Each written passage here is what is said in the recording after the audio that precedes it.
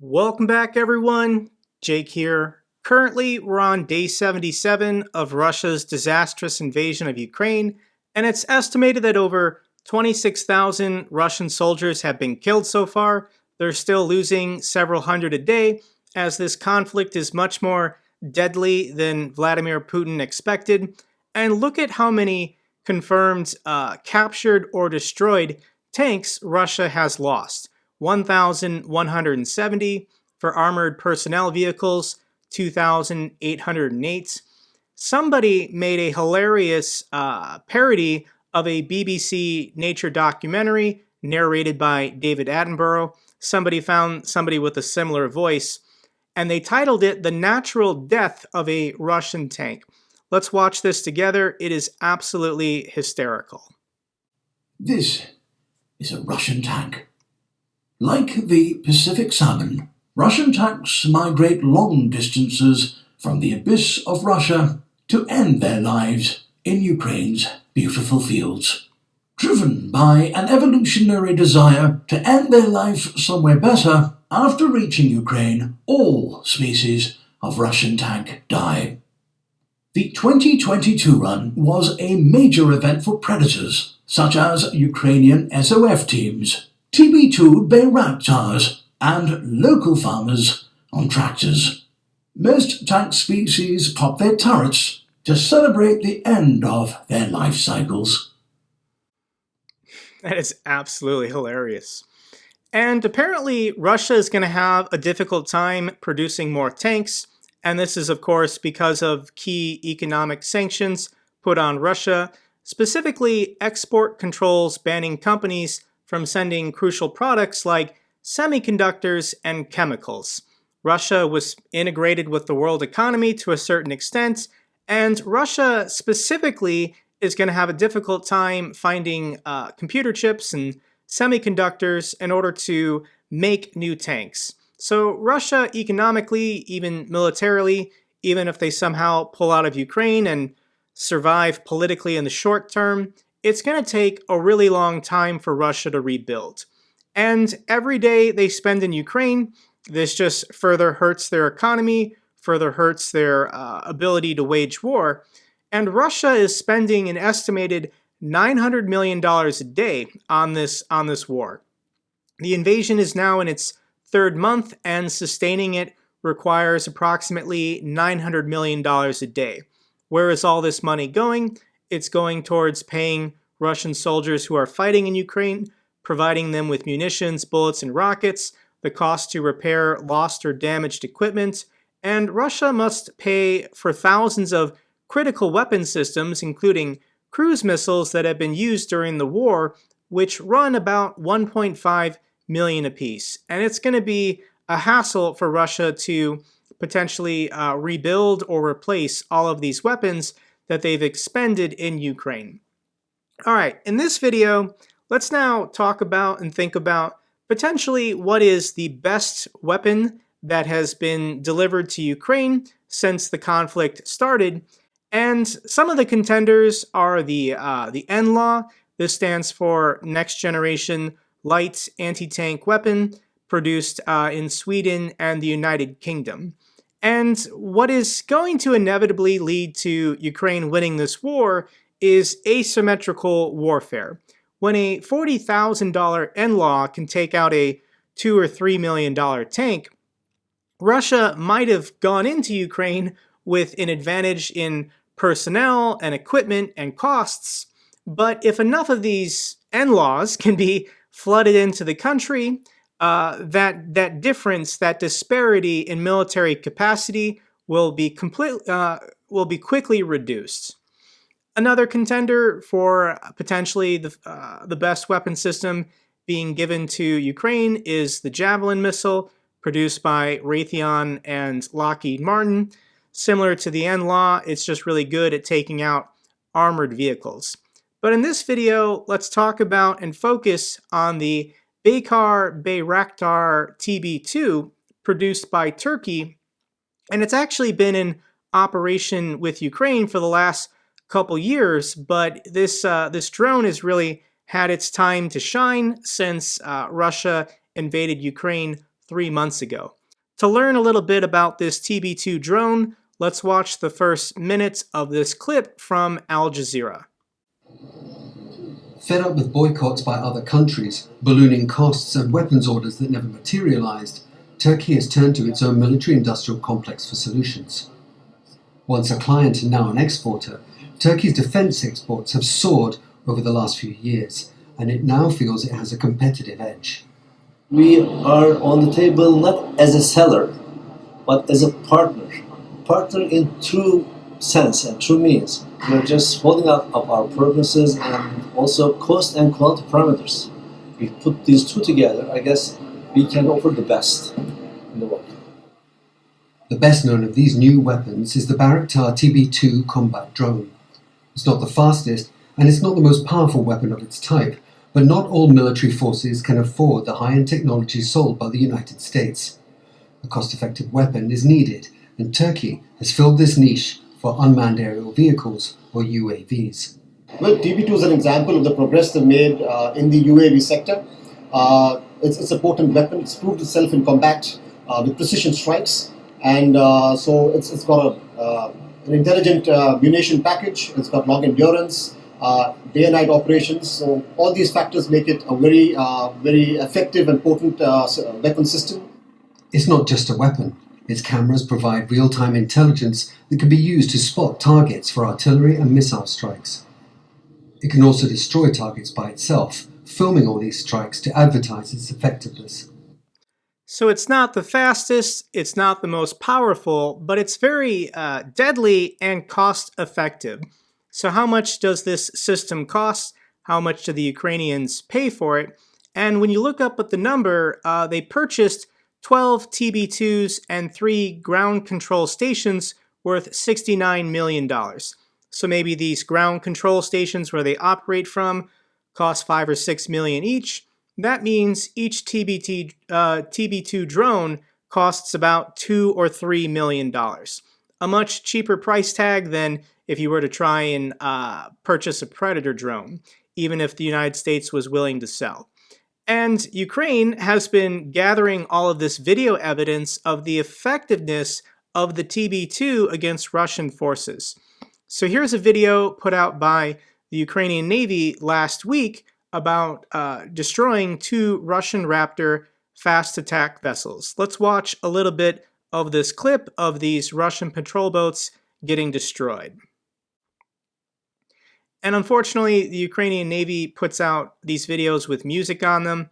I can't play the music because I don't know if it's copyright protected.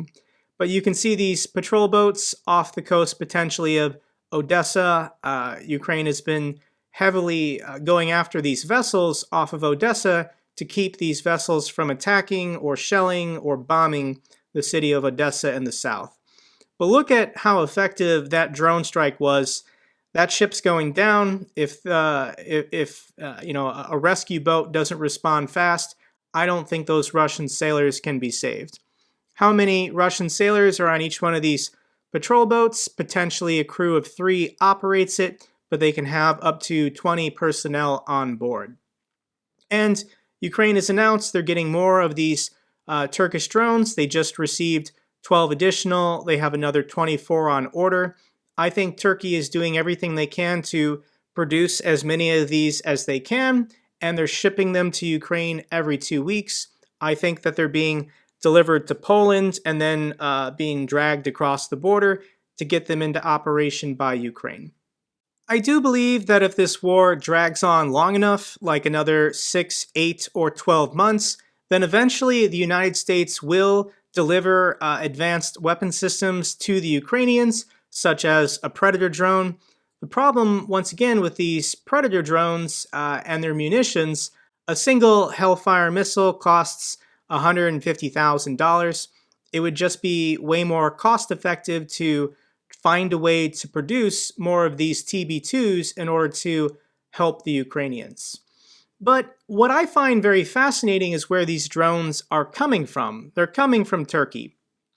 And I think there's a geopolitical battle happening now, with the real proxy war being between Turkey and Russia. And it all comes down to their history. If you're not familiar with something called the Ottoman Empire. It collapsed before World War I, but this was their empire as of 1800. The Ottoman Empire was one of the most powerful empires for almost 500 years.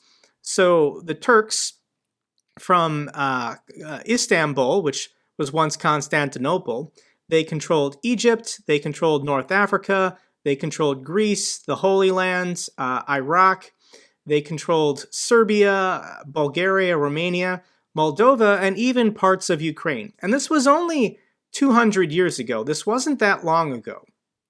However, the Europeans eventually figured out that to avoid the Ottoman Empire, they could just sail around the coast of Africa.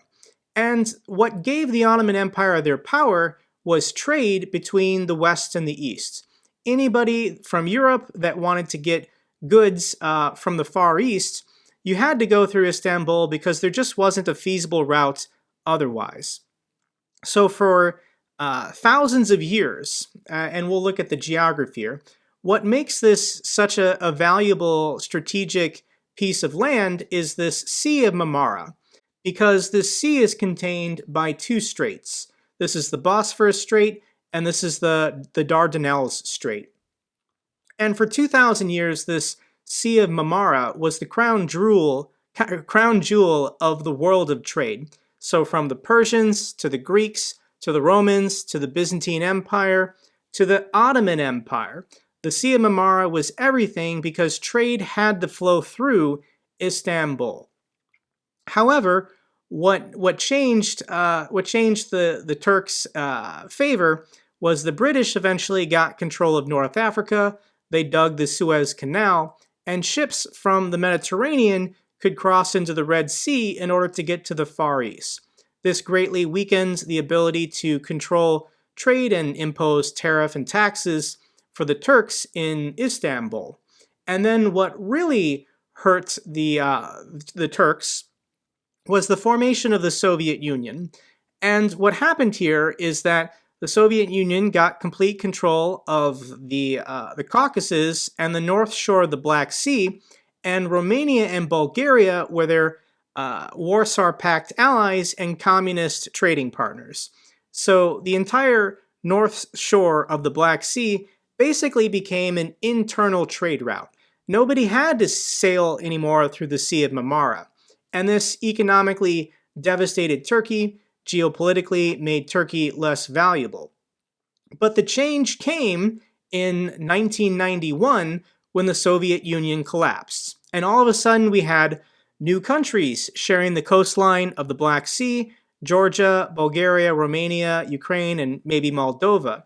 As these countries opened up and renounced communism, a lot more commercial activity was occurring, and all of a sudden Istanbul finally became more commercially and strategically relevant.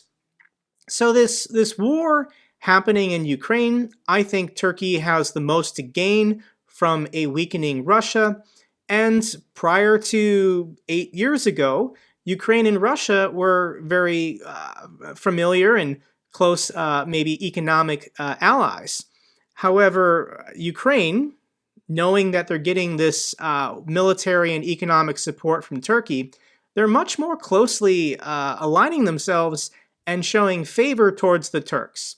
This is also bringing Turkey closer to Bulgaria and Romania, as well as Georgia. So Russia literally gambled everything by invading Ukraine. And if they don't succeed, they've already alienated all of their trading partners in the Black Sea. And I just think it's fascinating how Ukraine keeps going after all these ships. The sinking of the Moskva, there was that other admiral ship that got hit, as well as all these patrol boats. And I wouldn't be surprised at all if there was a handshake agreement going on between Turkey and Ukraine, where they'll give them favorable terms or increased production or more deliveries. If Ukraine really sticks it to the Black Sea fleet and destroys as many of these ships as they can. Ultimately, I think that Turkey really wants to see Ukraine retake the Crimean Peninsula and get rid of this military base. This is Sevastopol. This is where the Black Sea Fleet for the Russian Federation operates out of.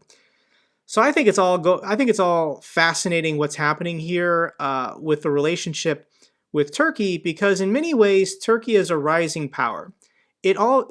Since the collapse of the Soviet Union, it now has become a very important destination for the Europeans as well as the Americans. There's a very large American military base on the south.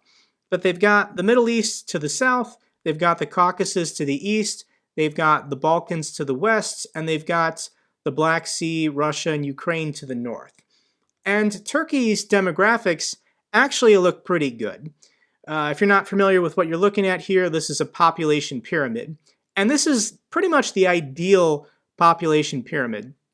Turkey is a country with a growing population of about 84 million.